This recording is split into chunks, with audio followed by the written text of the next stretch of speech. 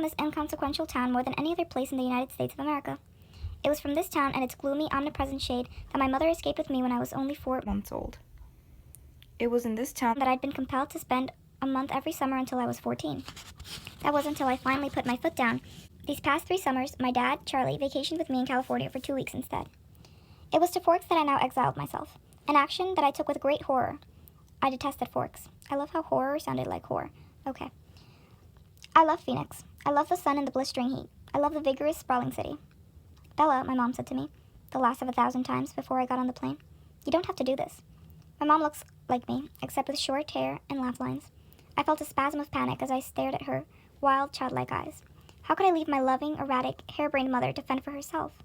Of course she had Phil now, so the bills would probably get paid. There would be food in the refrigerator, gas in her car, and someone to call when she got lost. But still, what does her mother have? Is she, incompetent? I want to go, I lied. I'd always been a bad liar, but I'd been saying this lie so frequently lately that it sounded almost convincing now. Tell Charlie I said hi. I will. I'll see you soon, she insisted. You can come home whenever you want. I'll come right back as soon as you need me. But I could see the sacrifice in her eyes behind the promise. Does she also hate Bella? 'Cause I hate Bella.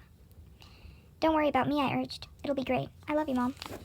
She hugged me tightly for a minute. Then I got on the plane, and she was gone. It's a 4-hour flight from Phoenix to Seattle, another hour in a small plane up to Port Angeles, and then an hour drive back down to Forks. Flying doesn't bother me. The hour in the car with Charlie, though, I was a little worried about. Charlie had been fairly nice about the whole thing. He seemed genuinely pleased that I was coming to live with him for the first time with any degree of permanence. He'd already gotten me registered for high school and was going to help me get a car. When I landed in Port Angeles, it was raining. I didn't see it as an omen, just unavoidable. I'd already said my goodbyes to the sun. Charlie was waiting for me with the cruiser, because he's a cop. This I was expecting too. Charlie is Police Chief Swan to the good people of Forks. See, I predicted it. My primary motivation behind buying a car, despite the scarcity of my funds, was that I refused to be driven around town in a car with red and blue lights on top. Nothing slows down traffic more like a cop. More than a cop. Okay. Charlie gave me an awkward one-armed hug when I stumbled my way off the airplane. It's good to see you, Bells, he said, smiling as he automatically caught and steadied me. You haven't changed much. How's Renee? Mom's fine. It's good to see you too, Dad. I wasn't allowed to call him Charlie to his face. Oh, yeah, because that would be rude. I had only a few bags. Most of my Arizona clothes were too preamable for Washington. My mom and I had pooled our resources to supplement my winter wardrobe, but it still was scanty. It all fit easily into the trunk of the cruiser. What was that stuttering? Okay. I found a good car for you. Real cheap, he announced when we were strapped in. What kind of car? I was suspicious of the way he said good car for you as opposed to good car. Well, it's a truck, actually. A Chevy. Where did you find it? Do you remember Billy Black down at La Push? La Push is a tiny Indian reservation on the coast. No. He used to go fishing with us during the summer, Charlie prompted. That would explain why I didn't remember him. I do a good job of blocking painful, unnecessary things from my memory. Bella is an asshole. He's in a wheelchair now, Charlie continued when I didn't respond. So he can't drive anymore, and he offered to sell me his truck cheap. What year is it? I could see from... Sorry, I had to yawn.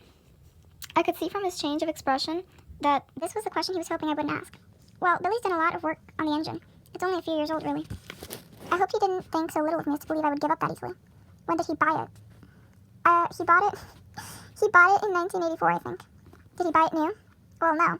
I think it was new. I think it was new in the early 60s, or late 50s at the earliest, he admitted sheepishly. Dad, I don't really know anything about cars. I wouldn't be able to fix it if anything went wrong, and I can't afford a mechanic. Really, Bella, the thing runs great. They don't build them like that anymore. The thing, I thought to myself. It had possibilities. As a nickname? As a nickname, at the very least. Nickname? How cheap is cheap? After all, that was the part I couldn't compromise on. She has no money. Well, honey, I kind of already bought it for you, as a homecoming gift. Charlie peeked sideways at me with a hopeful expression. I'm laughing at peeked because it reminded me of nickname. Okay. Wow, free. You didn't need to do that, Dad. I was going to buy myself a car. I don't mind. I want you to be happy here. That's sad. He was looking ahead at the road when he said this. Charlie wasn't comfortable with expressing his emotions out loud. I inherited that from him. So I was looking straight ahead as I responded. That's really nice, Dad. Thanks. I really appreciate it. No need to add that my being happy in Forks is an impossibility. He didn't need to suffer. I can't read anymore. He didn't need to suffer along with me. And I never looked a free truck in the mouth. Or engine. That makes no sense. Oh, you're welcome, he mumbled, embarrassed by my thanks. That sounded like my dad. We exchanged a few more comments on the weather, which was wet, and that was pretty much it for conversation. We stared at the window in silence. It was beautiful, of course. I couldn't deny that.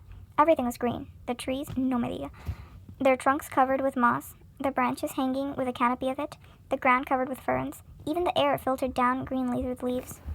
It was too green, an alien planet. Eventually, we made it to Charlie's. He lived in the small two-bedroom house that he'd bought with my mother in the early days of their marriage. Those were the only kind of days their marriage had, the early ones.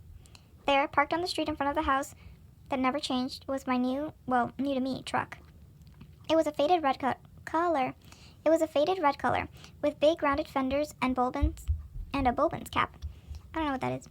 To my intense surprise, I loved it. I didn't know if it would run, but I could see myself in it. So it was one of those solid iron affairs that never gets damaged. The kind you see in the scene of an accident. Paint unscathed? What? Scrap? Oh, that says scratched. Okay. Paint unscratched, surrounded by the pieces of the foreign car it had destroyed. Wow, Dad, I love it, thanks. Now my horrific day tomorrow would be just as much less dreadful. What? Just that much less dreadful. That sentence is hard. I wouldn't be faced with the choice of either walking 2 miles in the rain to school or accepting a ride in Charlie's cheap cruiser. I'm glad you like it, Charlie said gruffly, embarrassed again. It took only one trip to get all my stuff upstairs. I got the west bedroom that faced out over the front yard. The room was familiar. It had belonged to me since I was born. The wooden floor, the light blue walls, the peak ceiling, the yellowed lace curtains around the window, these were all parts of my childhood. The only changes Charlie had ever made were switching the crib for a bed and adding a desk as I grew. The desk now held a second-hand computer, with the phone line for the modern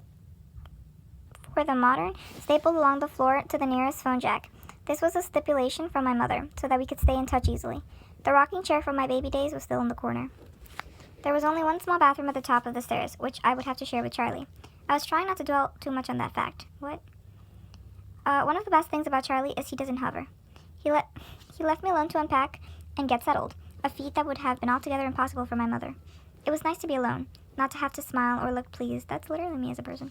A relief to stare dejectedly out the window at the sheeting, and let just a few tears escape. Oh, I wasn't in the mood to go on a real crying jag. I would save that for bedtime, when I would have to think about the coming morning. Forks High School had a frightening total of only 357, now 58 students. There were more than 700 people in my junior class alone back home. All of the kids had grown up together. Their grandparents had been toddlers together. I would be the new girl from the big city, a curiosity, a freak. Maybe if I looked like a girl from Phoenix I could work this to my advantage. But physically, I'd never fit in anywhere. I should be tan, sporty, blonde, a volleyball player or a cheerleader perhaps, all the things that go with living in the Valley of the Sun. Instead, I was ivory skinned without even the excuse of blue eyes or red hair, despite the constant sunshine. I had always been slender, but soft somehow, obviously not an athlete. I didn't have the necessary hand-eye coordination to play sports without humiliating myself, me too, and harming both myself and anyone else who stood too close. When I finished putting my clothes in the old pine dresser, I took my bag of bathroom necessities and went to the communal bathroom. Communal bathroom? You share it with one person. Calm yourself. Anyway, she went to the communal bathroom to clean myself up after the day of travel. I looked at my face in the mirror as I brushed through my tangled damp hair. Maybe it was the light, but I already looked sallower, unhealthy. My skin could be pretty. It was very clear, almost translucent looking, but it all depended on color. I had no color here. Facing my pallid reflection in the mirror, I was forced to admit that I was lying to myself. It wasn't just physically that I'd never fit in. And if I couldn't find a niche,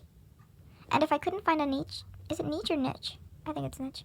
And if I couldn't find a niche at school with 3,000 people, what were my chances here? That was very awkward. I'm sorry. I didn't really relate well to people my age. Maybe the truth was that I didn't relate well to people, period. Even my mother, who I was closer to than anyone else on the planet, was never in harmony with me, never on exactly the same page. Sometimes I wondered if I was seeing the same things through my eyes that the rest of the world was seeing through theirs. Maybe there was a glitch in my brain. But the cause didn't matter. All that mattered was the effect, and tomorrow would be just the beginning. I didn't sleep well that night, even after I was done crying. The constant whooshing of rain and wind across the roof wouldn't fade into the background. I pulled the faded old quilt over my head, and later added the pillow too. But I couldn't fall asleep until after midnight, when the rain finally settled into the quieter drizzle. Thick fog was all that I could see out the window in the morning, and I could feel the claustrophobia creeping up on me. You could never see the sky here. It was like a cage. It was like a Nicolas Cage. Breakfast with Charlie was a quiet event. He wished me good luck at school. I thanked him, knowing his soap was wasted. Good luck tended to avoid me. Charlie left first, off to the police station. That was his wife and family. After he left, I sat in an old square oak table in one of the 3 unmatching chairs and examined his small kitchen, with its dark paneled walls, bright yellow cabinets, and white linoleum floor. Nothing had changed. My mother had painted the cabinets 18 years ago in an attempt to bring some sunshine into the house. Over the small fireplace in the adjoining handkerchief-sized family room was a row of pictures. First, a wedding picture of Charlie and my mom in Las Vegas. Then one of the 3 of us In the hospital after I was born, taken by a hopeful nurse. Followed by the procession of my school pictures. to last year's. Those were embarrassing to look at. I would have to see what I could do to get Charlie to put them somewhere else, at least while I was living here. It was impossible, being in this house, not to realize that Charlie had never gotten over my mom. It made me uncomfortable. I didn't want to be too early to school, but I couldn't stay in the house anymore. I donned my jacket, which had the feel of a biohazard suit, and headed out into the rain. It was just drizzling still, not enough to soak me through immediately as I reached for the house key that was hidden under the eaves by the door, and locked up. The sloshing of my new waterproof boots was unnerving. I missed the normal crunch of gravel as I walked. I couldn't pause and admire my truck again as I wanted.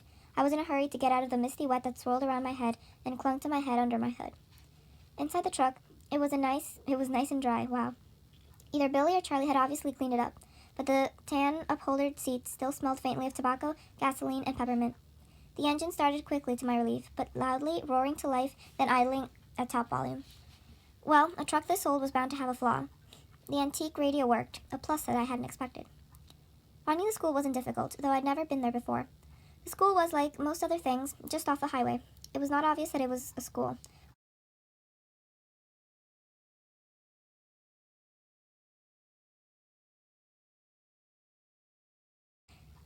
Where was the feel of the institution? I wondered, why can't I say this word? Nostalgically. Wow. Okay, great.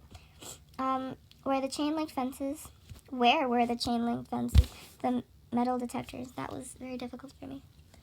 I parked in front of the first building, which had a small sign over the door reading front office. No one else was parked there, so I was sure it was off limits, but I decided I would get directions inside instead of circling around the rain like an idiot. I stepped unwillingly out of the toasty truck cab and walked down a little stone path lined with dark hedges.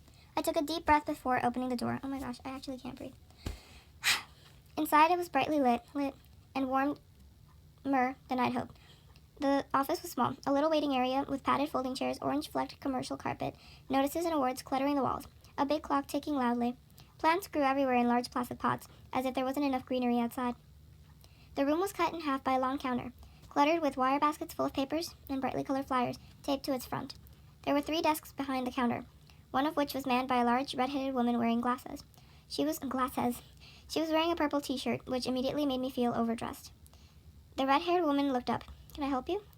"I'm Isabella Swan," I informed her, and saw the immediate awareness light in her eyes. I was expected, a topic of gossip, no doubt. Daughter of the chief's flighty ex-wife. Come home at last. "Of course," she said. She dug through a precariously stacked pile of documents on her desk. Still, she found the ones she was looking for. "I have your schedule right here and a map of the school." She brought several sheets to the counter to show me. This entire paragraph is so unnecessary. She went through my classes for me, highlighting the best route to each on the map, and gave me a slip to have a teacher sign, which I